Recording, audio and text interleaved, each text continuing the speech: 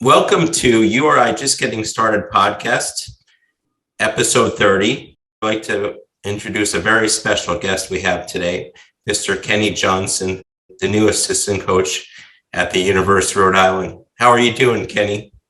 Good. Thank you for having me. How did you come about becoming the assistant coach at Rhode Island? I hadn't known Coach Miller personally, but obviously, the success that he's had and the journey that he's had in the sport is something that I had been aware of, that I studied. I'd had a chance, honestly, the previous 6 months before he was named as the head coach at Rhode Island. Had a chance to kind of dive more into his personality and his philosophy and understanding what his vision was for his next position. And, upon doing that, as a coach, first and foremost, you get excited when you hear someone speak your same language. He's a true development coach. He's a no-nonsense coach. He's a competitor. And these were all things that I felt were in line with my spirit. So when he afforded me the opportunity to join him, it was an honor. I do love the high school game because I love the ability to service the community and to help people. And that's in line with my passion. But there's many aspects of the college game which mirror that I'm in love with as well. And in my life, if I don't do anything else, I wanna spend my days chasing after goals that are going to benefit others. So in speaking with him and understanding what he was tasking me with if I decided to join the staff, and then speaking with my support staff that I have at home, we jumped at the opportunity. And honestly, it's Coach Miller to be with him. It's opportunity to meet Thor, to see his vision, meet the new president, and understand the support that everyone's throwing behind basketball. But seeing the tradition of Rhode Island itself also was something that was strong. When you take on a job, you want to know that you can be successful and that the success that you have is going to be appreciated and supported. And you want to be at a place that enjoys you truly laying down a strong foundation, because there aren't any shortcuts to success. So you're going to have to lay a foundation if you're going to be sustainable. And the infrastructure that we have in place here is there. The support is there. Now, obviously, winning increases all types of support, right? Yeah. Yes. But we expect, obviously, you take on a job and you expect to win. So we know that's going to be there. And sustainable is the key. You want to spend your life working to build something that's going to be sustainable. And just like I can reference Paul VI in the past or the Team Takeover AAU program in the past, their success ultimately, while I'm not there day to day, is I feel like it's a part of what I look back on as a legacy of success. And that's what I hope to be a part of establishing here in Rhode Island. They've had great success throughout the history of its existence, but it's our chapter now, and I'm hoping to aid Coach Miller in his journey to make his impact on the history of Rhode Island basketball. Without further ado, I'd love to go to the slideshow now that we have. So let's get back to your timeline, and it started at Eleanor Roosevelt High School. I'd like to go over to Paul VI, which I had a scout who knew Ant as a guest earlier, and he spoke so highly of Ant, and he told me how competitive the association or the conference where Paul VI is. You did a great job. Yeah, Paul VI, honestly, we came into the league. If there's, say, 12 teams in that league, I believe at the time we were maybe 10th out of the 12. And we're talking about programs like Gonzaga, St. John's, where Ishmael Leggett attended, Jeff Dowden attended. Bishop O'Connell, where Joe Wooten is, which leads to DeMatha, which is where Morgan Wooten, the winningest coach in the history of high school athletics, built the program up. And so we came into a challenging environment. And honestly, I felt like that's where I truly learned to recruit and to learn the value of establishing relationships. Just being able to find young athletes and families who believed in the vision that we had at Paul VI to try to build it up. And, when I left there, that program was well on its way to becoming a champion. And they've won 2 to 3 championships now in WCAC championships. I know they were 21-0 one year, which hadn't been done before in the WCAC, in the conference. But that conference in alone, before you even expand to the WCAC, is chock full of Division I prospects every single year. Yeah. And the guest I had on, who knows Ant very well, and he knows the WCA, said he believes it's the best conference in the nation. Or I don't know if he's overstating, but. Well, I have a lot of respect for basketball that's, around the country. And I honestly try to limit myself to speaking on what I know specifically. What I know specifically based on my experiences is how competitive WCAC is, and the level of competition there leads to producing players that are highly successful. But I've knew Ant not only from Paul VI, but he also was a member of the Team Takeover AAU program. So there was a couple of ties there where, a lot of people think that because you work at a certain place that that kind of gives you an in, and honestly, a lot of times makes you a target. Because what happens is other college programs they know who to point at, they figure out who to try to help that player, try to steer that player away from, because they believe in the established relationships that you may have. But in addition, Ant's dad works with the Team Durant AAU program in the Washington D.C. area, which a lot of people may look and say, okay, but that's a direct competitor with Team Takeover. So while those relationships help, it's truly more about each individual player and their families, and identifying if the two goals for success align with each other. So I think that's more of what allowed Ant to choose us. Coach Miller had previously recruited Anthony at Indiana. Yeah, so he had the opportunity to recruit him, and they had an established relationship before as well. When you talk about Victor Oladipo, I heard when he first started out on Team Takeover, I believe, with you, he wasn't even the top 10 player. He wasn't a McDonald's All-American. He wasn't a Burger King All-American, if I'm correct. And look at him. He did great in college, and he was the number 2 draft pick. So I remember you saying that about him. Yes, definitely. Victor taught me a lot about understanding about how much your will and desire can get you. He was not gifted in anything. Everything that he's gotten, he's earned, and he's still earning. And he's the type of player that, for me, he's life-changing, just being able to witness his journey and his story. And it's something that I take. I'm so proud of him, honestly, and the way he's been able to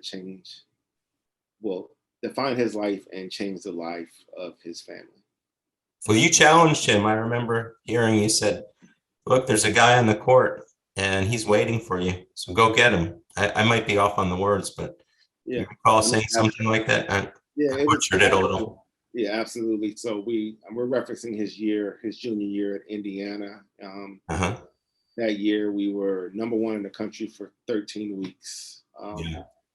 And that the Big Ten had, I believe, 5 different teams who had been ranked in the top 10 at some point during that season. So a lot of the games we played against a lot of those universities obviously had players that were highly credentialed. And Victor was our defensive stopper.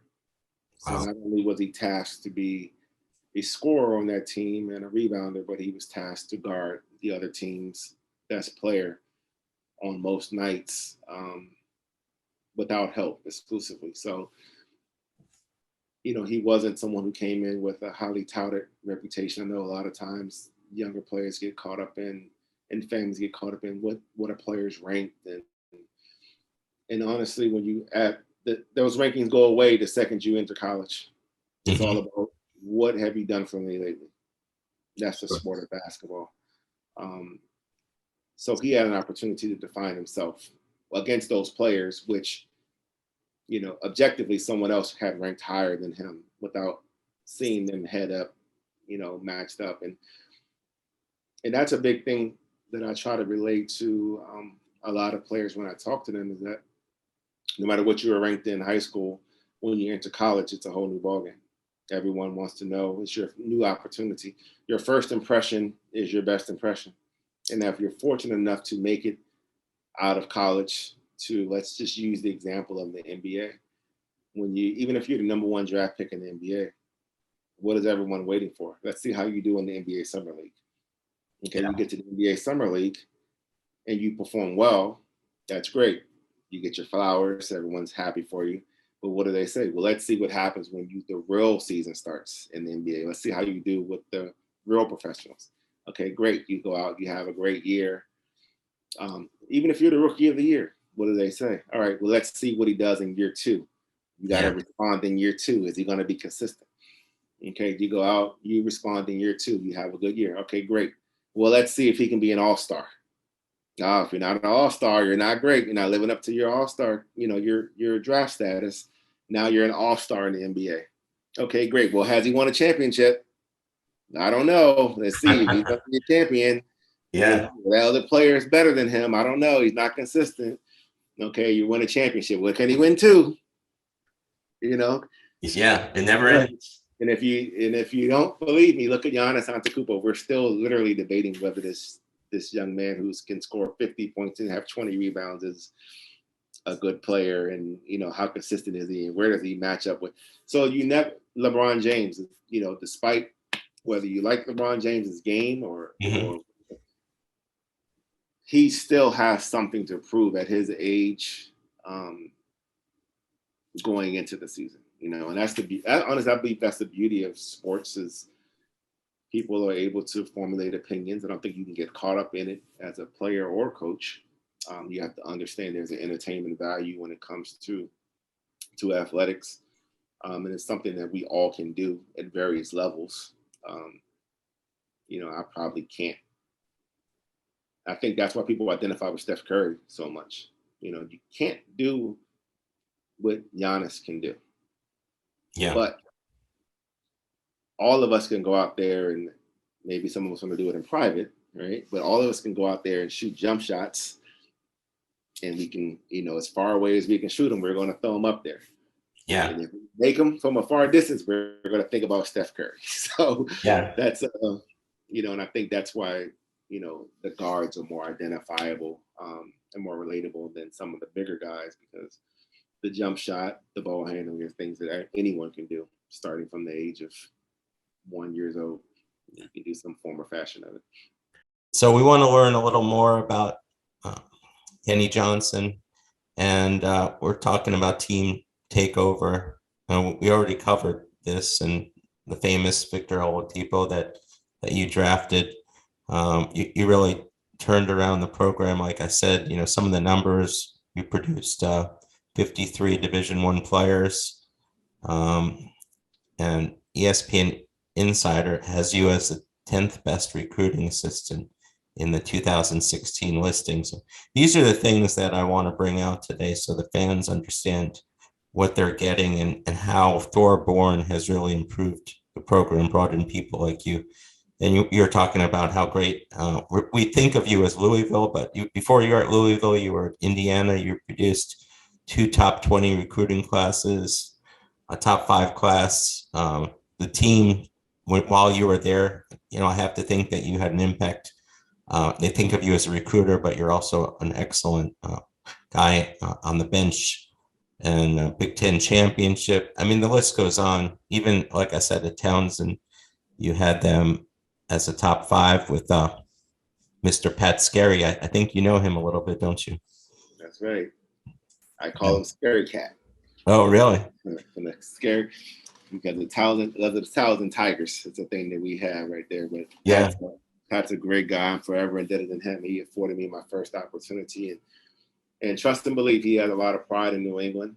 He spoke about it with my time with him at Townsend. He was here this summer recently. Obviously he has a lot of family ties and in-laws here. But yeah, I speak to Pat frequently, probably twice a week. well, he's a hell of a recruiter too. And I've had people on, and they told me they're looking at other schools in Rhode Island. When he was assistant in Rhode Island, he won, and it might have had more money, bigger programs, but he's a great recruiter. Absolutely. So I call you a basketball scientist, and this is something that I think applies right now in your recruiting. And I know we can't talk about players that haven't signed yet, but this is what you said recently. If my team is missing shooting, I'm not going to recruit a guy who is an average shooter. And that's what it looks like the whole recruiting strategy has been. It's like picking pieces of a puzzle to complete the puzzle. And you brought in an excellent shooter recently, one of the top DMV shooters. He was a guest last week. And I think the Rhody fans will understand that in the past, we had some recruiting, like we just had great athletes, which sounds great. But like you said, you have to, at the end of the day, you're paid to bring in a winning team. You want to elaborate on that philosophy? Yes, and it kind of starts with the role as an assistant coach. And this is something that I try to impart to younger people who aspire to be assistant coaches, or younger assistant coaches who kind of aspire to move up the ladder. I think that everyone, the people listen to this podcast, you yourself, my high school student, whoever it may be, has in their mind what a good player is. Everybody has their own opinion of what a good player is, and who that particular school should recruit. And in reality, for me, I have an idea of what I'm attracted to, as far as I think if this player has this certain skill set, this is the type of player that I would like to have, right? To be around, to develop every day. But when you take on a job, your first job and responsibility as an assistant is to identify what that head coach feels they need to implement their system. And that in itself takes some time. You have to, unless you have a previous relationship, you have to dive in and listen very closely, be around that player, go through the process of the workouts and the practices, and you get to see what that head coach believes he needs to be successful. I think that's step one. Because if you want to use the example of Coach Miller, this man is highly credentialed, has been highly successful. If I think this player over here is the greatest player in the world, and he's like, I don't like him, I'm in no position to say, hey, you need to like this player. I'm going to find him a man who's been highly successful and has been there, done that. I'm going to find him the type of player that he wants to be around, that he feels like will help him achieve his goals, lay this foundation, establishing the program. So I think that's first and foremost what you should do. I guess that first statement right there, a great chef can't be great if he doesn't have the right. Okay, yeah. If we could go out and identify 4 of the greatest post players in the world, all right? And they could all come to Rhode Island, and then we could throw one player out there with the basketball and say dribble around with these 4 post players. If you don't have a system that is walking the ball up the court and finding the isolation on the block and throwing it in, with 0 3-point threats, you're probably not going to be successful. You have to figure out a way to balance out a team, understand where the game is going. And honestly, it's something as simple as the players that will be successful in the SEC. A team full of those guys may not be as successful as what we may have at Rhode Island. Yeah. The SEC may have maybe a league that plays 2 post players and 3 guards, and the A-10 may be a league that is better served with having a 4-guard lineup with 1 post player, or 1 interior player. People don't even really have post players anymore. I think the game is moving to being so inside out. But your shooting percentages, there is something to be said. Like I wouldn't criticize a team that is more based around athleticism, because a lot of programs believe in their development. There's one thing to just have a team that has a bunch of athletes and that's it. You roll the ball out and you want them to just run around and run and jump. There's something to be said for a program that recruits great athletes, but then also spends the time investing in their skill. Now you're a great athlete, so you have quick twitch ability, which is something that we look for, right? We want to have athleticism, obviously, because athleticism makes up for a lot of mistakes, defensively, in transition, rebounding. Athleticism is key, but you want to, even if you just bring in someone who has more athleticism than skill, you want to be able to invest in their skill development. You want to be able to improve their shot mechanics, their footwork, their passing ability, their overall basketball IQ, if that's an issue, and teach them how to play with other great players. So if you identify your team probably needs more shooting, needs more ball handling, then you should go out and recruit more shooting, more ball handling. And then if they're lacking in those other areas, then that's coaching. At the end of the day, if I have to coach them up to teach them angles because they're not as athletic, teach them physicality because maybe they aren't as strong, invest in them in strength and conditioning program. I mean, there's just different things. No one's perfect. You want players that want to be at your university as much as you want them to be here. I think that's key. You want players who understand why they're coming, to have a why. You want them to know who they're representing, so that the greater, Rhode Island basketball community and the great tradition that you have here. You want them to understand that they're establishing this chapter of the program, and that's what you want it to be about. Because that if you have those type of players, that's sustainable success. That's sustainable success, while also allowing them to chase their dreams and their goals, and not being unaware that they have dreams and goals. So it's just that dance, back and forth, and each family, each young man has a different story. They're all unique. They all have unique stories. They all have coming from unique backgrounds, and you want to mesh together a group of young people who are all pulling in the same direction. And I'm excited about that because I believe that we're well on our way to doing that. Yeah, I see that too. And if you've heard of Keeney Blue, it's a forum, and it's comprised of the greatest minds in Rhode Island basketball.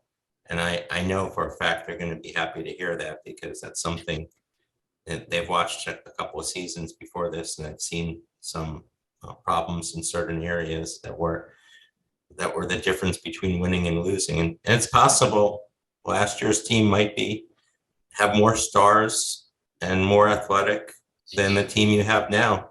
But the bottom line is what you're saying here is putting the pieces in the puzzle and finding the weaknesses and addressing them in the recruiting process. And another genius thing you said was that you can't control where the ball's going into the basket. And on those nights you see in the Atlantic 10, when it gets really thick well into the season. You see those upsets because a great team just isn't hitting their threes. A great 3-point, they're not. There will be those nights, but what you can control is the other intangibles, like having the same effort every night, taking a charge, making the right passes, all of those things. And would you care to elaborate on that? Because I find that to be. And I touched on it earlier when you asked me about how did it come about that I became started working with Miller. And if you go back to his press conference, you hear it. Another philosophy. Like I follow, wholeheartedly believe in what he said. When teams play against us, you want them to know it's going to be a hard night. Yeah. And I think that's what you're talking about. The intangibles, the loose balls, the tough rebounds, the 50-50 balls, like those things are non-negotiables for Coach Miller, and they're non-negotiable. So subsequently non-negotiable in our program. We want to be the team that makes the intangible plays, and that doesn't take talent. That takes a mental approach, how we move, how we prepare, the way we communicate with each other, our ability to respond to adversities, basically the ability to have the appropriate attitude. And that word is in a lot of circles, like in the basketball circle, a lot of people have heard the word attitude being expressed in programs. A lot of teams, when they bring it together, they're 1, 2, 3 attitude. But what does that really mean? One thing you can control in the life is attitude, and how the appropriate response to, an adversity. So if you're having a good day, do you just accept your good day and, stick to yourself and you're bouncing around? I'm having a good day. It's all that matters is how I feel, or are you figuring out a way to make the person next to you better, to make their life better? If you're having a bad day, are you allowing that bad day to make you kind of a recluse and you're only focused on yourself and now you need everybody to console you? Or are you able to respond to that bad day? So, I'm having a tough day. Tomorrow will be better, or this next moment can be better. I'm still going to pour into the next person to make sure that they are focused in. When you have a bad call and it's easy to, I'm going to start here. It's easy to have a good attitude when there isn't anything bad going on, all right? Or the game is just starting. When you're down by 5 and you're on a fast break and it's the under 4 timeout, it's 3 minutes left in the game and the referee calls, there's a block charge call. You make the shot. The referee, boom, charge. What is your attitude going to be like at that moment? Are you going to be the type of person that blows up, yells, screams, gets a technical foul? Now the coach is mad at you, your teammates are mad at you, the fans are mad at you, the people are yelling at the referee. There's an environment, everyone's consoling you and into you. Like, what is going on? When something bad happens to a particular player on the court, the first thing we do is look to see what that player's reaction is. TV cameras are trained to immediately, something bad happens, you're going to watch it in football all day long on Sundays. Immediately something bad happens, what do? Quarterback throws an interception, let's find that quarterback on the sideline, zoom that camera in on their face, see what their reactions are. Yeah, you're exactly right. Everybody applauds the individual who's able to rally their teammates and keep the focus off of them. And everyone has disdain for the guy who is over there kicking over the trash cans, throwing their helmet, cussing out their coaches. Everybody wants to know what your attitude are, because your attitude can either be a distraction or it can be something that enhances the program. I call it, and I learned this phrase, I wish I knew who the first person who taught me this, but it's either being a fountain or a drink. So if you go into your bathroom sink and you turn on the water, what happens? Water pours out of the fountain. So that's like their energy, right? The water, you turn that nozzle, you expect positive energy to come out of that fountain. So you want to be that in, or do you want to be the person who needs that energy? What does a drain do? A drain just sucks all the energy up flows down, it goes away into the abyss, never to be seen again, right? So Yeah. you want to be the fountain, the one who pours out the energy, or do you want to be the drain, the one who just takes everybody else's energy and absorbs it? And it's all about me. I need the attention, because at the end of the day, that block charge call, the referee's not going to change his call. In the history of basketball, I haven't seen the referee say, "Oh, you know what? You're really upset right now. So you know what? No charge. We're good." That changed my mind. All right, you guys are down 3. You're not down 5 anymore.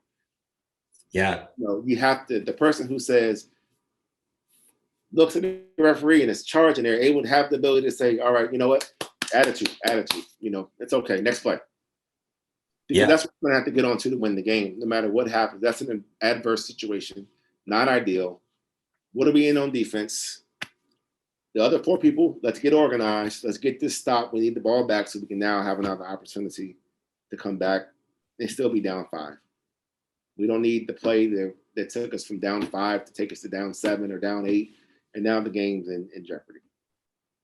Well, what you said just now, it's not negotiable for you, some things, but for the avid Rhody fans, seeing a player while the ball's still in play, stop and stop playing and argue the call, or is not negotiable for the fans. And we've seen that in the past, and I don't think we'll be seeing that. And if we do see that this year, I don't think that a player will be on the court too long, if I'm correct. I would be able to say you are correct. Yeah. And another thing, I spend a lot of time on this because I don't know if you realize, but you're sounding more and more like a scientist, which I like. We'll have a little fun here now, and you've really done a great job. I know we can't talk about the players that haven't signed yet, but we can talk about Brayon, and I had him on, and I think he could really be a leader on this team. Do you have any thoughts on this gentleman? I know you coached him in NCAA. What are your thoughts on Brayon? Brayon's the type of young man you want to be around. He's full of energy. Brayon recognizes what he needs to work on. And I think that's the most important thing. He's a confident player, especially with the ball in his hands, but he understands what he needs to work on. He understands he needs to get stronger, quicker, more athletic. He really desires to be a part of a basketball community that loves the sport of basketball. He was really attracted to the opportunity to play at Rhode Island because of the tradition of Rhode Island. I think Brayon truly has zero limitations as far as the level that he can achieve in basketball. And I'm excited to be a part of that process. So continue to really, really be able to dive into that process, just seeing him on a day-to-day basis. He is a person who loves winning, first and foremost. And just the opportunity to work with him closely in this setting and environment, to even have a better control over his strength and conditioning and his development. I'm excited for him to be able to roll out Brayon 2.0 here. Starts his sophomore season. Well, I have a surprise for you here. Brayon being one, he was huge for the program because he's a young man that's focused and driven. Like you said, he's already committed to George Washington. He had name recognition. A lot of people would like to play with Brayon because of the success and the talent that he has. And, Brayon has a great personality. He's lively, he's fun, he's playful, and I'm this serious, grumpy coach. So it's great it's a great mix for us, me preparing him for what he has to expect, behind door number 2 when he goes to college, and he's going to be helpful for us leading our young guys. We're all excited about Brayon. As I said earlier, we're also excited about Ant. Like I said, he's the red shiny object. Anything you want to talk about? I've had his scout on. I've watched his videotapes. He just has the makings of an impact player for this team, in my opinion. What do you view as, Ant a lot better than I do, what can we expect from him this year? Yeah, hardworking young man. I mean, someone who's a year-round winner. He's won at every level that he's been at. He's focused. He's driven. He comes from a great family. So, obviously, sky's the limit for Ant. He's battled through some adversities, had some injuries in his time. So I know that he's just being able to. He's looking forward to being able to get out there, express himself through the sport. Joseph, it's hard to pronounce his name, and Alex. Can you talk a little bit about those players too? It looks like you have some international connections now. You're going global, if I'm not mistaken. Yep. So I'll start with Frenchie. Frenchie is that's Alex. Okay, Frenchie, yes. Goes by Frenchie affectionately. Lively personality. I'm really excited for the Rhode Island fan base to get a understanding of Frenchie. He doesn't have a bad day. He truly doesn't. A lot of people coin that phrase, but Frenchie does not have a bad day. He's the type of player who wants to be developed. He wants to get better. He is chasing after work as opposed to running from it. So I'm excited for him with this fresh start, this opportunity to reestablish himself. He was highly credentialed coming out of high school, and it only takes 5 minutes in the gym to see why he was so highly credentialed. But at the same time, he has so much room for improvement and development. He's kind of that in between type of player. He actually weighs more than he looks. He looks thin, but he actually has some weight on him. He is, is he a traditional forward? Is he a post player? Is he what? He is today's new age player. He's versatile. He can move. Has a ton to learn, and he's excited about learning. First and foremost, he has he understands he has to be consistent, and he's chasing after consistency. So I think all of our players, honestly, I don't think if you look down the line, we're a young team as far as experience playing. So we're young, and with youth, you expect trial and error with a lot of these guys. But the best part about it is these guys are built for the adversity. Who knows at what point in time we're going to gel and start to achieve the level of success that we would expect and desire as competitors. But we're excited about being with people who are in it for that pursuit. And that's Frenchie. And that's also Josephat. Josephat is Yeah, Josephat Bilal. He's gonna, he has such a unique story and journey. I'm excited for him to get on the court. I think he has immense talent. I really do. I feel like Josephat is going to be, once he's fully acclimated and has an opportunity to get through his skill development and training consistency, like I think he has the opportunity to make an impact down the line as well, just because he has the right mentality and approach. Very skilled, very hungry, and very motivated. Yeah, and KC as well. He's a recruitable athlete who hasn't signed an NLS. And okay. No, I won't be able to speak on him. Well, what I like is the big smile you have when we mention Frenchie, and it's more than just his athletic ability. He must have an engaging personality, and you have a relationship with all the players, but it speaks volume when I mention his name. Definitely. And you take pride in these players. Have a multitude of choices. I mean, they have programs that they can choose to attend. They make a conscious choice to be a part of our process, and they know they're signing up to be developed. And essentially, when you talk about development, you talk about being worked. They're signing up to have us on them 24 hours a day, in pursuit of helping them achieve their goals as well as our overall collective team goals. So when you have someone who's able to accept that challenge and do it with joy, you take pride in them and you root for them, honestly. Well, I know one of them is about, are you excited about the Cayman Islands? I'm going to try to get there. I'm excited just to go there. Our players excited. It's an excellent opportunity. Yeah. Kansas State is a sleeper. There's a few others. What are your thoughts about that? We're definitely excited about that. It's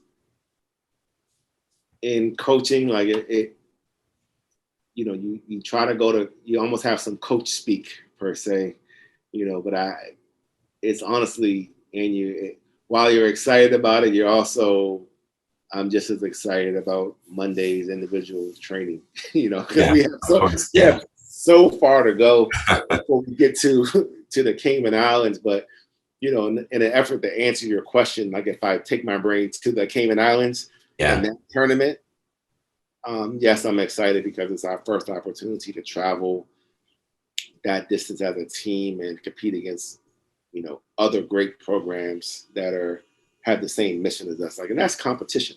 Like there's a team out there right now preparing to beat Rhode Island, so you have to take pride in that. Like, no, we're preparing to beat you, you know what I mean? And so we want to go out there when that ball gets jumped up, no matter who we're playing and where we're playing it. We could be playing outdoors at this park over here. We're going to try to beat that team. Yeah. Which subsequently will be representing our university and our brand. So we are excited about it from a coaching perspective. Like, it sounds nice, Cayman Islands, but a basketball court in the conference room in preparation for the next opponent. So we won't, as coaches, we tend not to see too much of anything. I remember being in the battle for Atlantis. We were in the Bahamas, and I don't even remember anything about Atlantis or the Bahamas. I just remember the plane landing on the court, ballroom, on the court, ballroom, back to the plane. So as coaches, that's what we'll be doing. Yeah. We'll be trying to. That's the interesting part about tournaments. So what is the reward for winning your first game? Scramble to get ready to try to win that second one. Yeah. Right? Going back to what you're saying. What's the reward for winning that second game? Oh, we're in the championship now. Scramble and figure out how to win that last game. And then after that, what's your reward? Get back on the plane and go home. So, from a coach's perspective, we're just focused on the next opportunity, the next play, and figuring it out. So when you say Cayman Islands, to me, it's almost like a trigger to more of a sense of urgency to get ready. Like, Cayman Islands, oh my goodness, we're not shooting a great percentage right now. Oh, we got to get our defense together. Oh, our offense isn't in place yet. Oh, we got to work on, these guys aren't in shape, So that's what the Cayman Islands means to me. So if there's an excitement, there's just a general excitement to get back to work. I understand. Follow our plan of action as we prepare for our first game against Quinnipiac. So that's our goal. Our first opponent, honestly, is ourselves. How can we become the best version of ourselves before we ever take the court? This is our opportunity to try to lay some foundations. We're not making up ground as programs that have been well established and running for years. So we're not trying to make up ground right now. We're trying to lay a foundation and figure out who we are, establish our identity. Well, last year I was at Daytona and I saw the current assistant coach, Austin, have a really nice moment. Ish had a rough game, and they took a nice little walk along the beach and probably had, I don't know what they were talking about. I'm assuming they had a talk about life more than just X's and O's. And that's what I saw there. And it meant a lot to me to see really get close to the basketball team and the culture. Maybe I'll see you if I'm over there. Take a peek at the beach for a few minutes. Yeah. But I understand what you're saying. What about the practice facility? This has been talked about for so many years, and Thor is a man of his word, and we're actually having it done. What do you think that's going to be invaluable to you? It's definitely invaluable, not only for us in practice season and our individuals and having our our own space, but the players, we're recruiting players who love to work and develop. So on their own time, it'd be great for them to be able to log in, turn the lights on, get shots up, work with our graduate assistants, work with our managers on their own time in their free time. You know, the guys, I would say to a man, the guys that we brought in all have that type of desire and mentality. And that was a selling point for us in recruiting. Yeah, It's just about it being a pretty building. It's a place of work. You know, sure. it's where we're able to deliver on what we're talking about delivering on, which is development. Yeah. So just having that is invaluable and also speaks volume to our leader of our athletic department understanding what it takes to build a program that can compete truly, not just with the Atlantic 10, but with any program in the country. Like, you have to have a place to develop, and that's what we want. We want to be prepared no matter who we're playing and where we're playing, to go out there and put our best foot forward. And also, I know you're a DMV guy. How are you liking Rhode Island? And once again, I understand you're not having a lot of time to hit the beaches here in Rhode Island, but what's your impressions of living in the Ocean State? You know, I love it. I honestly came from a place where I didn't know much about Rhode Island outside of the basketball program. You know, I've been here during the winters. You know, we would ride in, compete, and go home, or come in, recruit near surrounding Rhode Island, and then head back to wherever home is for that time. So being able to be here from spring and the summer, and now headed into the fall, it's my first time. It's a great place. I mean, I've lived a couple different places in the country. I've enjoyed the people. I've enjoyed the people I've interacted with. I've definitely enjoyed Newport. I love Narragansett. Like, so just being, you know, the whole Kingston community has been supportive. I can see the excitement. I've learned, like, it's almost like instantaneously I've learned that I just want to beat Providence. You know what I mean? Like, just in me already. So just being able to understanding and embracing all of that, like, I've definitely enjoyed it. I haven't experienced the winter. I've been told that the winter is unlike a New York winter. Just, you know, so it's not.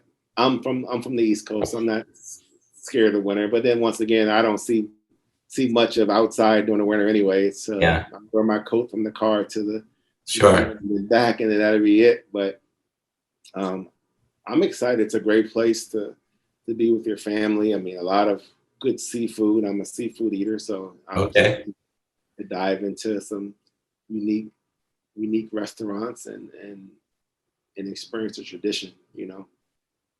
I know your friend, I believe you know him, Happy Owens. You guys were maybe linked when you were at LaSalle. You coached at the same time, and he told me in a past podcast that he came to Rhode Island and they bamboozled him with seafood. That was his thing. He's a great guy, though. I love Pappy. I thought you'd say that. Yeah, he is a genuine person, and he takes great pride in Rhode Island. He does. He's a great shooter. Well, you know, you could say he's a McDonald's All-American. He's not a Burger King All-American. That's right. He reminded me. I know you have to go soon. Can you please let me know about the Terry Rozier story? This is to me, when I talk about Victor Oladipo and being life altering for me from a coaching perspective, like, this is what I'm referencing. So I coached Victor in high school. I didn't rejoin him in college until his junior year. So when I came to what I believe to be, I approached it as I'm coming into his environment. You know, he's been in college. He's been in Indiana for 2 years now. I shouldn't come to Indiana, although I knew him from the time that he was 14, 15 years old. I shouldn't come into his environment and try to coach him like he's the same 14, 15, 16-year-old kid. I wanted to meet him where he was at that point in his life as a young man. So coming in and seeing Victor and seeing how Victor worked, everybody knows the end of the story for him in Indiana, becoming the number 2 overall draft pick. They didn't realize At the end of his sophomore year, he shot about 20% from three. Wow. Right? Non-shooter.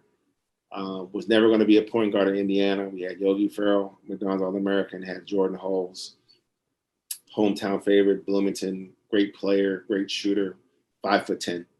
Okay. Those guys were going to be the point guards of the team.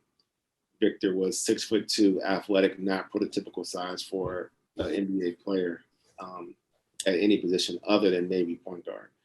But he was never going to have a chance to be a point guard. So every day he worked handling the basketball, dribbling the basketball, shooting the basketball, getting up shots. Took the basketball everywhere he was on campus. Shot the ball on the road extra, no matter where we were at. And I watched him work himself into being the number 2 overall draft pick. He literally worked his way and willed himself into being that over the course of a year. And his life changed. He went from being someone who maybe was considered to possibly having to transfer from Indiana to being National Player of the Year. Wow. In one season. So fast forward to me now, I'm going to the University of Louisville. I'm there first day on campus. I'm coming into a new environment. I'm understanding what their roster is, who's returning, who's departed, what role the returners played the previous season, what their projections were for the upcoming season. It's April the 23rd at the University of Louisville. The season starts in November. And I come into the gym. I understand that Terry was 7th, 8th man, maybe. He was a backup guard on their team as a freshman. He had a couple good games, mostly, average games. Coming back for his sophomore year, expected to be a starter, member of the team. And I'm watching him, and I'm like, oh, wow, he's doing conditioning. Looking at him, who's in the gym? Nobody's in the gym.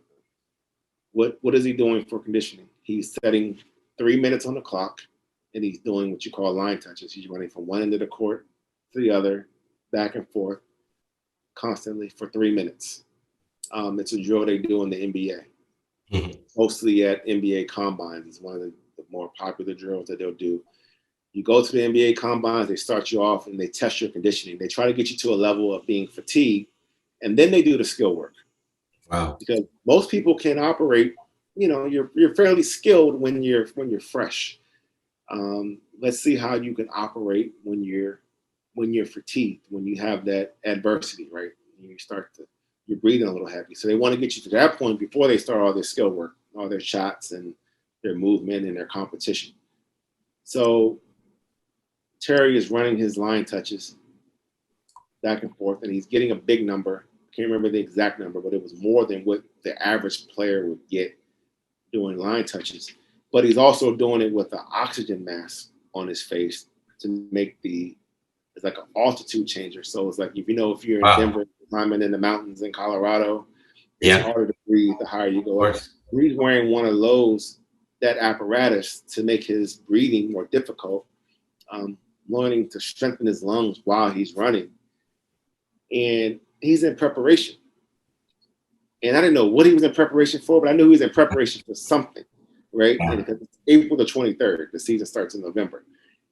So I asked the guys, and I'm like, oh, so Terry plans on being the version of 2, and then he plans on going to the NBA next year. And they're like, oh, Terry, no, Terry is, they're going through his credentials. They're telling me his role. He should be solid next year, but NBA player, we don't really see that. And I'm like, well, nobody tell him, because he's not preparing to be here as a junior. He has a why and a purpose. No one's instructing him to do this. He is in pursuit of something. And just like I was able to experience Victor Oladipo and watch him work, like all those guys had one thing in common. They weren't highly touted. These are guys who invested in themselves, sweat equity, and then they made themselves undeniable. They created a undeniable buzz about them based on how they performed, that people had to respect them and recognize their talents and give them the opportunity. Like, they took their opportunities. Terry Rozier took his opportunity, but it didn't start when he had a great performance in January against Duke. It started by him being mentally and physically prepared throughout the entire summer before we even got to a preseason. And he had a why, and that why honestly didn't come out publicly until we were in the tournament in the Elite Eight game, playing against Michigan State, and they did an article, did an interview and a news story on CBS before the game. They talked about his sister needing to have a medical procedure that his family couldn't afford. And his desire was, the only way we're going to be able to afford this procedure is if I can make it to the NBA and get a salary that allows my family an opportunity to help my sister have a better medical state. And that was his why. And he pursued that all year long.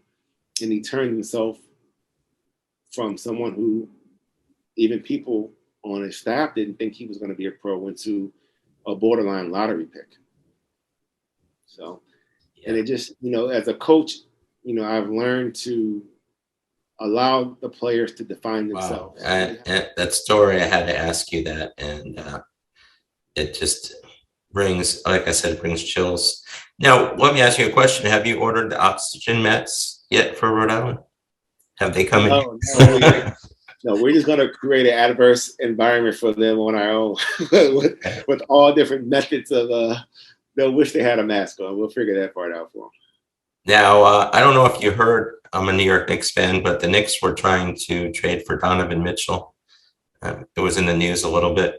And did they walk away from a deal? I know they were asking for a lot, Utah, but did we blow it, New York? Yeah, I don't know the ins and outs of that as well above my access of Donovan. I know that Donovan being from his mom and dad are in that area, and his sister, so I'm sure he would have loved to have been home, honestly. But Donovan is the type of young man that he's gonna embrace any community that he's in. I mean, you see, he's already tweeting about Ohio State, so he figures it out. I didn't see that.